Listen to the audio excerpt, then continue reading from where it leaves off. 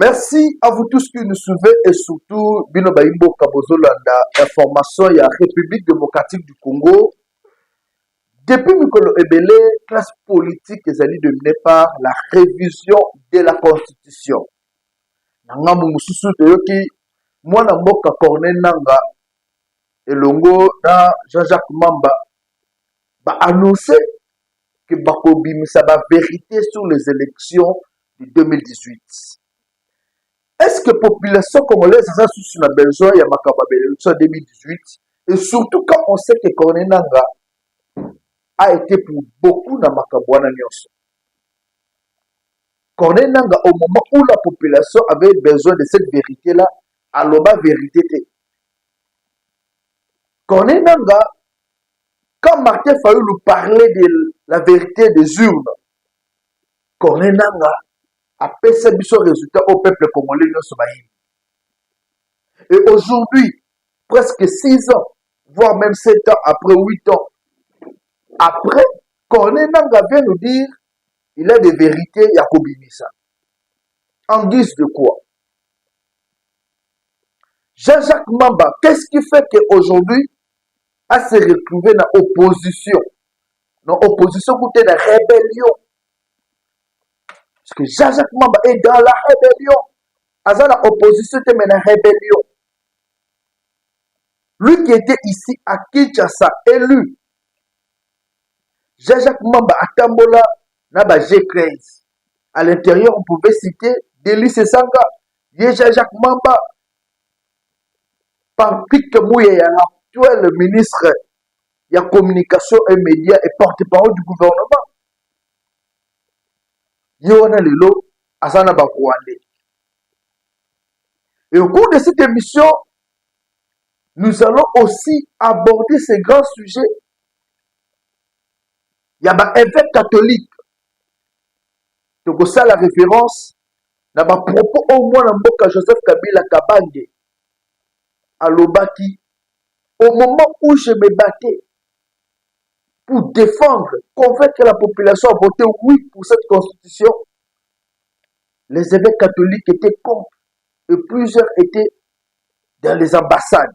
Voilà Maloba Joseph Kabila Kabange, ancien président de la République démocratique du Congo et aujourd'hui sénateur à vie. Illustration Ezali. Illustration Ezali.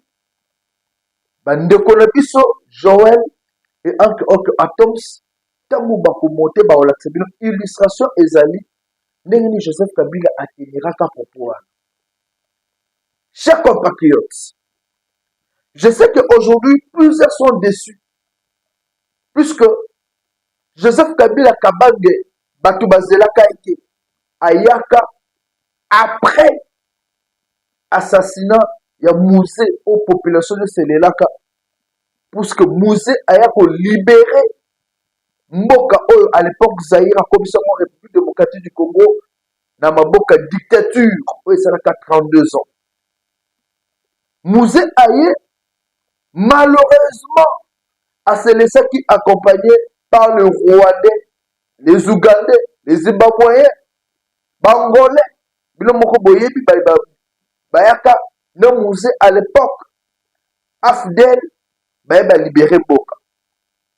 En tant qu'un vrai nationaliste, Mouzé a une décision, Yakozongi Sabango, Bozonga na Mboka na Bino, Bosalisa ki biso to longwa na dictature wala, mais Bozonga na Mboka na biso ba Congolais ba s'organiser. Et juste après, bango pe baté baki babité tokokende te bayokaki elengi ya miel ya République démocratique du Congo baboyi kolonga jusqu'à ce que l'assassinat Mouzé Laurent Désiré Kabila, l'unique président oyo ayana idéologie sika a changé façon ba Congolais pour se comporter. Assassiné Mouzé accueilli Joseph Kabila Bima dans le néant.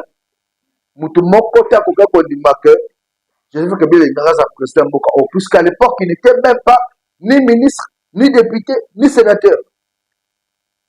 Azalaki na armée. Joseph Kabila va voter à l'époque. Aye a ce pouvoir. Ba belgérant, Jean-Pierre Bemba, Robert Roy, Zaïdi. Oyo bazalaka occupé partie est ya mboka na biso Congo na ba guerre. Ba boma ba Congolais ebele. Baye kosangana basali dialogue na Sun City.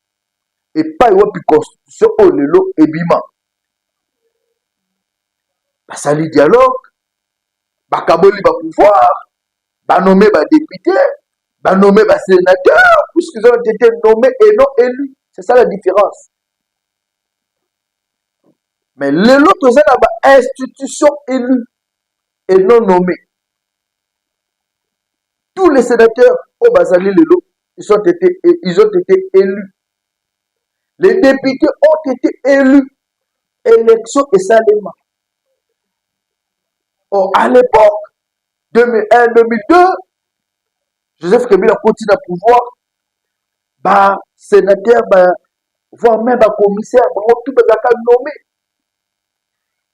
Zaka Lisanga, to Sangani, to Kamola. 1 plus 4. Joseph Kabila, président de la République, Jean-Pierre Bemba Zalaki, vice-président, Tomoni Roubert Ouazalaki, Zaïdi Ngoma. Au moment où fallait une épaisse, et ça l'a fait. Na kati, il y a une institution, mais il y a une épaisse, chita sima, une épaisse doit poster.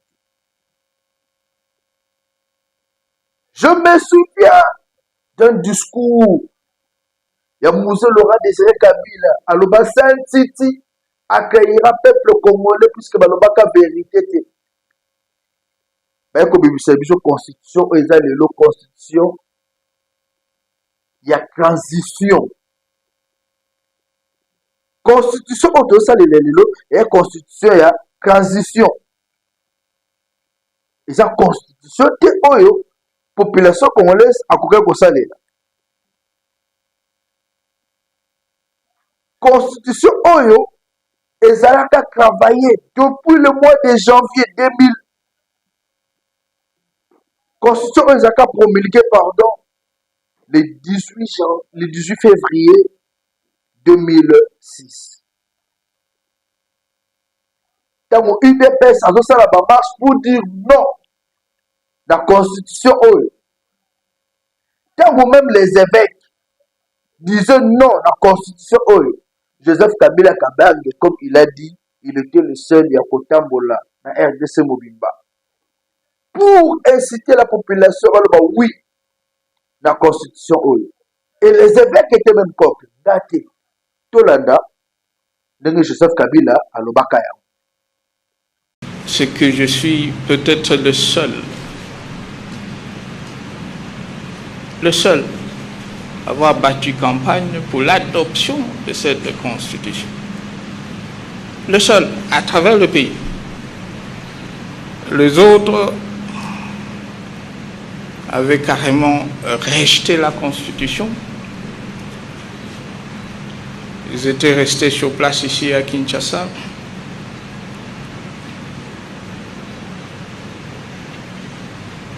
Dans les bistrots, dans les ambassades. Alors que j'étais sur le terrain, en train de battre campagne pour l'adoption de la Constitution. Parmi ceux qui avaient rejeté la Constitution en vigueur, c'est l'Église catholique. D'ailleurs, je considère que c'est ma constitution. Bolandi. Les évêques ont toujours été du mauvais côté. Puisque à l'époque, tant que moi, quand j'ai la constitution, la constitution, constitution l'équipe, et aujourd'hui, ils sont les premiers. Il y a révision ou changement de la constitution. À l'époque, Joseph Kabila, président de la République, évêque, quand même système à Robert a sifflé. Messe, kotambola promesse. Puisque Baboyaka, Joseph Kabila a signé la constitution, Baboyaka paye ma il y a troisième mandat. Qui l'a oublié? Aujourd'hui, Félix Tshisekedi, qui pense revoir cette constitution, n'a pas dit que ça n'a besoin, il y a troisième mandat. Tu l'as dit discours na Kisangani, tu l'as dit discours na Lubumbashi, tu l'as dit discours na Tanganyika, auti kozana na Buta na ici. Félix Tshisekedi a clairement dit naza na besoin de troisième mandat te kasi na lingi moto akoya nsima na nga prédécesseur na ngai akuta base ya balonga. Je prends l'article de la Constitution, l'article 218, qui stipule l'initiative de la révision constitutionnelle appartient concurremment 1. Au président de la République, 2. Au gouvernement après délibération en Conseil des ministres, 3. À chacun des membres du Parlement à l'initiative de la moitié de ses membres. 4. À une fraction du peuple congolais, en l'occurrence 100 000 personnes, s'exprimant par une pétition adressée à l'une des chambres. Je continue. Chacune de ces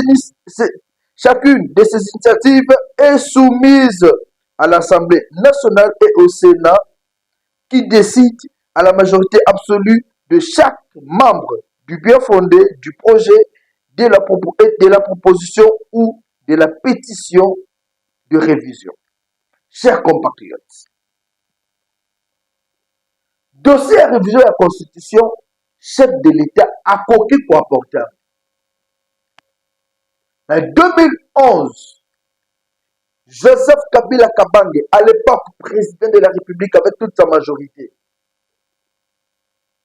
certes qu'il y a le Baka Moté, mais la majorité, il y a époque où on a il y a pour revoir la Constitution. Débat électoral à 1h du matin, 1h, 2h, population à la ligne. Mon tuteur est beaucoup de réviser ça. Et belé, surtout quand. Mon élection commune à tout le monde. Qui avait expliqué à la population pourquoi ça la révision? C'était pour les intérêts politiques. Pour que ceux qui ont l'élection s'aiment, Joseph Kabila a dit qu'elle et ça a tout le monde. Puisqu'on savait déjà que les spectres de l'immunité étaient candidats. Et aujourd'hui, on doit se dire des vérités en face. L'unique président qu'on maîtrise bien sa nationalité avec certitude, c'est Félix Tshisekedi. Président Nyonso Baleka na Mboko. L'unique président qui ont maîtrisé la nationalité avec certitude, Félix Tshisekedi. Oyo, okotu na ta mwana muke, oyebi mama mokonza mboka oyebi na yebi ye. Oyebi tata mokonza mboka na yebi ye. Bamona ye kozala nommé, bamona ye kolongwa na bafonctionnaire, bamona ye vivre sous lacrymogène, bamona ye bazongisa tina mboka. Akende kosala bilanga. Après azoki susi na Kinshasa. Est-ce qu'on peut bloquer un chef de l'État à son initiative qui a changé la Constitution? Depuis quand? Denis Sesanga, président d'un parti politique en vol, candidat lors des élections de 2023, candidat président de la République. Bayambiye na ba confrère na mission à Top Congo. Si vous êtes élu président de la République, réforme nini ya liboso au quoi porter sur le plan institutionnel. Denis Sesanga a dit ceci. Nous devons revoir la Constitution, voire même changer cette Constitution-là. puisqu'il y a plusieurs failles à l'intérieur. Débat et c'est banaka dans l'Assemblée nationale. Population pour éviter. Débat sur la révision et banaka. Malheureusement, puisque chef de l'État a déjà décidé à état de siège dans la partie est de la République. Si Denis Sessanga a été élu président de Mboka Oyo, serait-il contre ou pour la révision? Et là, il y a Moka Banda, et là, il y a Moka Portant, et là, il y a Moka Daba proposition. Est-ce que ça qui me dit ma belle lo to ezali? Au Béni Batubaya, que ça la marche, contre la révision, mais il faut préparer Jeep. Ce que il dit, beaucoup d'années la police va combien va continuer Jeep de population de tickel qu'on souffre dans ma film. On ne veut plus de ces désordres là dans Boka Soko. La révision constitutionnelle est elle-même constitutionnelle. Martin Fayoulou m'a dit, mais appuyer quand même la révision constitution. Est-ce que Martin Fayoulou est là pour la révision constitution? Tout ezaka ka mutema likunya pour la baboya qui donne un dialogue. Peuple congolais. Martin Fayoulou a son dialogue, a son révision constitution pour la baboya qui dialogue tout pour lui. Et plus grave, on va s'associer avec ces gens-là qui ont détruit la République pendant 18 ans. Quel est l'héritage du régime de Joseph Kabila? Thérèse Kapangala. Tu continues? Rossi Mukendi. Tu continues? Mamadou Ndala. Bakendawa. Tous ceux qui ont contribué pour mettre fin à la guerre de la partie Est, Boulza Mabe, Mamadou Ndala, Bakendawa, Nana Bomele Bisoba. Et aujourd'hui, plus grave, toujours mon nom, Martin Fayoulou, Atindi Batunaye, le secrétaire général de Vos Kitoko, Bafanda Pembeni, Yachada pour faire une déclaration commune de l'opposition. Yoso Mona, UDPS, a sali déclaration à l'époque, même elle va se faire rassemblement, la salle climatisée. Babane ko salonga kanakati, yaba tante. Moi, ils ont été dans limité. Mais l'opposition comme un bourgeois. Parce que une déclaration politique, dans la salle, il y a Senko, Babimi, Bakeme la champagne. Opposition du bourgeois. Aujourd'hui, je pense que l'idée de revoir la Constitution, ce n'est pas un péché. Mais au fait, on doit voir quel article est révisé pour quel intérêt. C'est là où le débat doit se passer. Le débat ne doit pas se passer de l'essence. Félix Tshisekedi doit revoir la Constitution que il y a un seul élection pour revoir la Constitution. Pourquoi pas y est? Joseph Kabila a fait la révision en 2011. Félix Tshisekedi n'a pas connu pour ça la révision. Et surtout que lui-même a dit à vous toucher l'article 220. En fait, l'article 220 n'est pas verrouillé. Il faut regarder Bakamon. L'article 220 n'est pas verrouillé, mais l'article 220 a permis à ce que point que ça n'a pas été verrouillé entre aucun mandat et chef de l'État. C'est là où, si la population pense qu'on peut le voir, il faut qu'il y ait un référendum et là, il faut un changement de la Constitution. Mais pour l'instant, on n'en est pas là. Dans ce article 52, il y a Constitution ya Mboka na biso Congo. Et c'est là où je vais interpeller même l'opposition. Dans le Gabon, c'est sa position dans Bango. L'article 52 de la Constitution de la RDC. Toujours tant qu'on a bino ba Mboka. To ke na no point par point, to interpeller conseil sa mutu moko. Article 52. ya constitution bino bozolanda kobotangela biso yango mpe après na kozonga na baarticle mosusu elobi boye tous les Congolais ont droit à la paix et à la sécurité, tant sur le plan national qu'international. Tous les Congolais, sans exception, ont droit à la paix et à la sécurité, tant sur le plan national qu'international. Aujourd'hui, aucun individu ou groupe d'individus ne peut utiliser une portion du territoire national comme base de départ d'activités subversives ou terroristes comme l'État congolais ou tout autre État. Article 52. Qui est ce Congolais-là? Même les évêques. Aussi, bon, on a condamné Corneille Nangaa a utilisé une portion Yamabele Nabiso pour faire la guerre. Cependant, ils ont condamné la carte constitution. Congolais libre à Téléma déjà. Là, je salue les efforts du ministre d'État, du garde des Sceaux, ministre de la Justice, Constant Moutamba, où il a lancé pour ce qu'on connaît. Mais Moutounini, que vous connaissez, même les évêques, est-ce que Babimisa déjà, Boyoka déjà cardinal à Bongo, à Télébo, à l'objet, je condamne, il faut marcher ça. Quand on parle de la jeunesse, Nayoka Yazo sensibiliser la jeunesse contre la révision de la Constitution. Est-ce que déjà besoin de interpeller cette jeunesse-là contre le Makamo qu'on est dans la Est? Et aujourd'hui, qu'on est Nanga, qui nous a foutu la gueule avec des élections bâclées,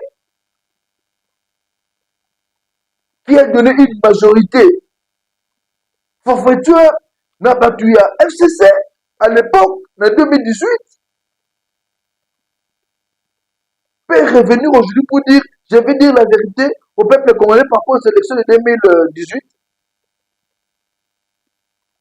Grâce à cet article, ça me donne encore le courage de dire oui, on doit réviser la Constitution, voire même changer cette Constitution-là. Comment ces Congolais-là qui ont tué au Bomili Bissobandeko, dans l'Est, qu'on est Nanga, si tu veux nous dire la vérité, Lélo, je prends les propos de Gisté Kabouya qui est encore en vie, secrétaire général de l'UDPS. Aloba Banoke et Paneti Bazero Eko Zeraï pour le Kosolo ya carré minier. Yango mtetine na rébellion, tu es frustré Lélo. Et ce qui le Félix Tshisekedi a bengu abso zo carré minier na yo. Le million de Congolais que vous avez assassinés à l'Est. Au que ça va en vie. Au que de dédommager la famille de Babo. Au sein pardon. Jean-Jacques Mamba, vous avez un MLC, au Kimi, après ton échec lors des élections, au Kéi, au comme la rébellion. Aujourd'hui, plusieurs Congolais perdent leur vie dans l'Est de la République. Pensez-vous que le Congolais est dupe? Pensez-vous que le Congolais est dupe? Parce que mon était ma gambozo ça, babé. Même ceux qui sont dans la diaspora, ils ne sont pas avec vous. Qui peut soutenir un démon, même ça dans la quatre famille, à ce bon mabande konaï? Martin Fayoulou est de l'opposition, il n'est pas avec Tshisekedi, mais il n'a pas pris les armes. Il a perdu les élections en 2018 et en 2023. Il n'a pas pris les armes. Moïse Katumbi n'a pas pris des armes. Après l'élection de 2023 et le 2018, il a été candidat. Mais il continue à faire des œuvres dans l'Est, dans la partie, dans la Katama. Et yo, au Kimi, au pays. Et maintenant, tu viens dire, je vais dire la vérité au peuple congolais. Peuple congolais, ça y est, la vérité. Pour ton information. Aïbi que yo na moza mouyibi. Aïbi que yo na occupe l'élection en 2018. Le vrai élu de 2018, au changement, au PSA, sur ce pouvoir. Et aujourd'hui, si tu veux dire la vérité, viens d'abord nous dire la vérité. Pourquoi tu as quitté la RDC pour que tu aies alliance n'a pas rebelle? Il y a M23, il y a comme le chef de la abcès, et puis il collaborer dans le Rwanda. Viens d'abord nous dire cette vérité-là. Si tu nous dis cette vérité-là, ne te accompagne pas comme ça.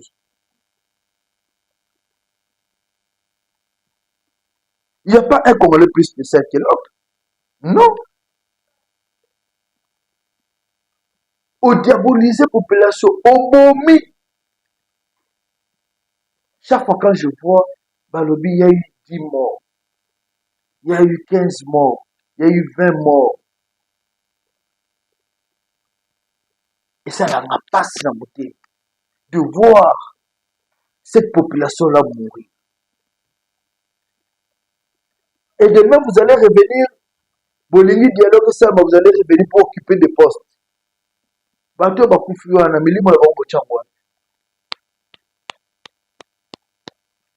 Il y aura un temps. Ngombe kobete la bino. Boko samba.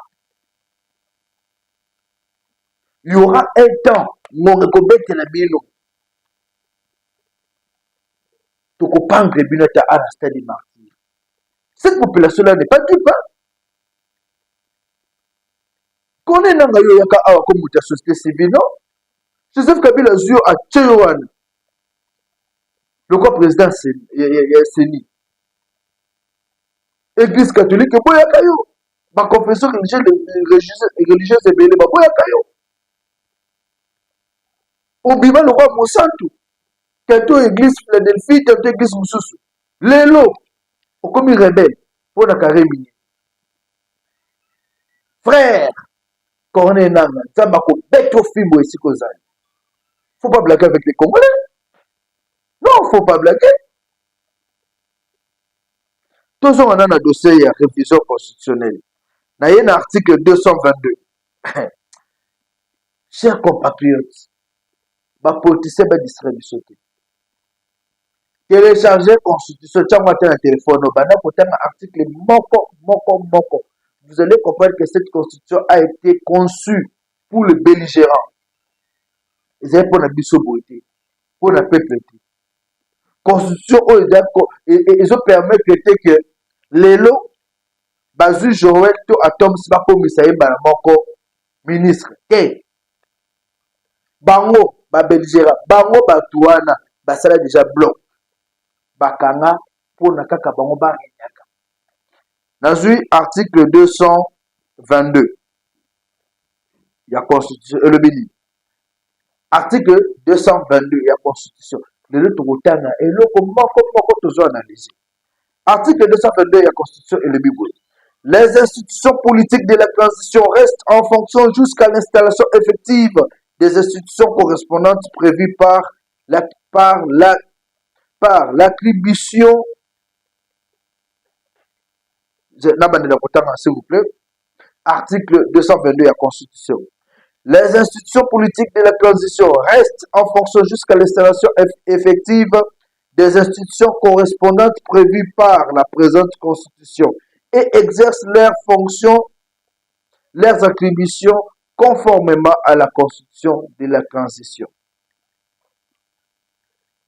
Conformément à la Constitution de la transition. Constitution autorisée et la transition. Transition, c'est un encre. Ba rebelle, bazaka ba rebelle, bazaka na kosala ba guerre na est. Ba oyo bomoni makambo esama ko holocaust oyo esami na Kisangani. Ba rebelle wana ti lelo baza ana Kinshasa. Et bazo occuper ba fonction. Transition de Sambaki R plus 4 ezalaki. Allez, transition et salemi. Normalement, après l'élection 2006, qui a vu Joseph Kabila remporter cela, fallait qu'il déjà changement et salé. Pourquoi changement et salé? Puisque cette fois-là, on devait s'adapter à la réalité au Tokomakino. il y avait plus de 1 plus 4. Ces bergers-là, comme déjà, ils avaient mis fin à l'esprit de rébellion. Il fallait qu'ils tout ça, la constitution, ils avaient adapté à la réalité. Malheureusement, c'est la même constitution qu'on a jusqu'à nos jours. UDP, c'était la même constitution. Et aujourd'hui, il y a des gens qui pensent que, et surtout des gens des nationalités douteuses. Aux Congolais de pères et de mères qui ont discuté sur la constitution à Mboka Congo. Même le Rwandais parle de la constitution de la République démocratique du Congo. On dit, on est où là? Avant de dire, tout à l'heure, débat, on a chez Rwanda. Bazo le bela sur la révision de la constitution. Babi et ça les maté. Ça va diviser le pays. Par rapport à quoi? Comment un Rwandais peut se mobiliser juste pour parler de la révision de la constitution au État Limbo Kanaï? Intérêt, mes amis. Ce qui prouve encore que les Rwandais ont intérêt dans la constitution en place. Il y a un moment où les Rwandais ont toujours un brassage. Sur le tel, il a armé. Combien de Rwandais occupent des fonctions à Makassi? Combien de Rwandais sont occupés des fonctions minières? Pas combien? Ce qu'on me dit, c'est ah non! Ce qu'on me dit, ah non! Cette révision cette constitution est une constitution de la transition. Il ne faut pas changer à mot. Je félicite l'Association des constitutionnalistes de la République démocratique du Congo, ACDC. Et puis, moi, le professeur Evariste Bochab, namoni professeur Kalouba, namoni Esambo, le professeur Basangani, ne ba constitutionnaliste mususu babite ezali kamwa mabele ezali kamwa mboka toluka moyen tosolola pour ne changer constitution kaka na constitution balabaka sika mususu soki RDC ezokoka te bakoki kokabola ndama mabele. J'ai vu les gens nous expliquer que non, c'est comme en Éthiopie, Batika Ndambu. C'est faux, et dans le contexte où on a été. Où est passé Bounagan aujourd'hui? Où est passé Bounagan aujourd'hui? Soki, heureusement, à l'époque, c'était le roi. Le roi, il y a Belgique, vous avez compris. Le président rwandais Paul Kagame, pour le baki que Massisi, dans quelques lignes, vous avez des provinces, vous avez dans Rwanda, vous avez récupéré en haut. Heureusement, roi belge, vous avez compris, chers compatriotes, les grands têtes au fond de la mise. Personne ne peut accepter le fait de même 1 centimètre en boca à cause. Quelle unité africaine? Nous devons sauvegarder notre souveraineté. Martin Fayoulou, tu te dis toujours aux le commandant du peuple, c'est le grand moment, il y a côté élément pour dire non. Dans ma Mana Est. Cette constitution, vous avez toujours été contre. C'est là. Martin Fayoulou. Si vous voulez un dialogue, mais Félix Tshisekedi est le banc qui est ouvert pour dialoguer, discuter avec les Congolais, pour le bien-être des Congolais. Tout le monde est à Tamboli dans ma province, Nyos, presque à ce Tamboli. Abanaki na Kisangani, Azomiki Tchassa Awa Ake Lubumbashi. Lubumbashi, Kipushi, Akei, Azomiki Tchassa Ake Tanganyika, Nakalemi. La population n'est pas contre la révision. La population n'est pas contre les changements de la Constitution. Le problème, c'est que pour l'Axabiso, ni il faut changer, ni il faut exaler. Et puis quand vous dites, Félix Tshisekedi il veut changer la constitution pour s'éterniser au pouvoir. Non.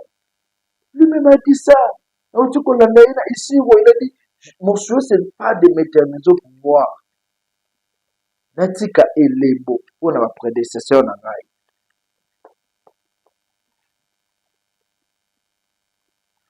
Chaque jour, habituez-vous maintenant. Congolais va vous offrir chaque jour un article moko à développer. Il ne sera plus question, il y a nous allons analyser. Aujourd'hui, voyons bien la situation qui se passe ici à Kinshasa. À Kinshasa, tu peux quitter bateau bayebi mboka oyo okolonga yolo médical. Si on commence tu peux faire 2 heures de temps là. Embouteillage, exode rural, batu nyonso ba quitter ma province, ba komo lukabaya Kinshasa. Nous devons développer des provinces. Et voilà pourquoi au Moni, Balobi, tous les gouverneurs soutiennent la révision et le changement de la Constitution. Et maintenant, Félix Tshisekedi est déjà obligé de donner les bons résultats. Peuple congolais, réveillons-nous. Réveillons-nous. Munguna Zokota, Pona Bomba, Apanza Mboka na biso. Lelo, je vous annonce, le président sortant, John Biden, est attendu dans Angola. Je vous annonce ça. John Biden est attendu en Angola. Parce que ton rapport à Mounel et où Angola tire République démocratique du Congo. L'idée c'est de voler le minerai. Cobalt, cuivre. Pour ne pas se faire des qu'on a un téléphone. Qu'est-ce que la population congolaise gagne de tout ça? Qu'est-ce que la population congolaise gagne? Heureusement, ton boy, cause en fonction, il y a présent un EAC. Bolande, chef d'état-major et armée EAC à l'objet. Ba pays misusu, baza même pas na cuivre, baza même pas na or, mais bazo important. Bazo zongo awa na mboka na biso Congo. Bazo zongo awa, ba mememo ba kesa le ba bimbi lokwa ba yaki. Et ils ne veulent pas de la paix dans la partie RDC. Il est temps, peuple congolais, tout élément, tout le cas qui met les dans l'Est. S'il faut revoir, changer la constitution, tout soutenir les mots, mais seulement il faut qui met les dans l'Est. Toko lingate, bomengo na biso, ya mboka, banguna bazo salela mo, bazo à l'Est, bazo lia, bazo mena, courant, na Kinshasa c'est tout un problème. Mais bamboko misusu bazo ka courant na Congo, bazo à l'Est. Il est grand temps que la politique change. Il est grand temps que les choses changent. Il est grand temps que Mboka Biso Congo est bon. Je peux dire merci. Attention. Lobby to bozonga na dossier. Oyo makambo ezali ko salema. Kanyaka oyo ezali ko circuler na kati ya opposition pour na kotangisa makila ya baimbo. Tokoya na dossier na lobby avec de preuves à l'appui. Moutako Samninga, Congolais, Fongola Miss. Merci beaucoup.